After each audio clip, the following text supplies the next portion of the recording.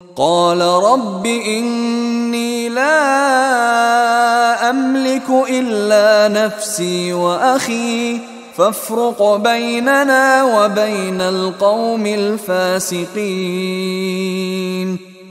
قال رب، اب دیکھیے بیزاری وہی حضرت موسیٰ سورہ قصص میں آپ واقعہ پڑھیں گے کہ قبطی جو تھا وہ مار رہا تھا ایک اسرائیلی کو، تو اس کی طرف سے پھر مدافعت کرتے ہوئے حضرت موسیٰ نے ایک مکہ رسید کیا اور اس قبطی کی جان نکال دی. فوقدہ موسیٰ فقضى علیہ، اس وقت اتنی محبت اپنی قوم سے، اور اب کیا حال ہے؟ قال رب انی لا املک الا نفسی واخی، انہوں نے عرض کیا پروردگار مجھے تو اختیار نہیں ہے سوائے اپنی جان کے اور اپنے بھائی ہارون کی جان کے. ففرق بیننا، باقی یہ پوری قوم انکار کر رہی ہے تو اب تفریق کر دے، علیحدہ کر دے، جدائی ڈال دے ہمارے مابین، وبین القوم الفاسقین، اور ان ناہنجار لوگوں کے درمیان میں اب ان کے ساتھ رہنا نہیں چاہتا.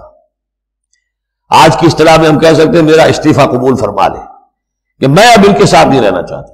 ان کی ناہنجاری، جو کچھ انہوں نے دیکھا ہے، میرے ہاتھوں سے جو معجزے دیکھے ہیں، میرے اور ان کے درمیان اب تفرقہ پیدا کر دے. اللہ نے یہ درخواست قبول نہیں کی، لیکن یہ کہ تذکرہ بھی نہیں کیا.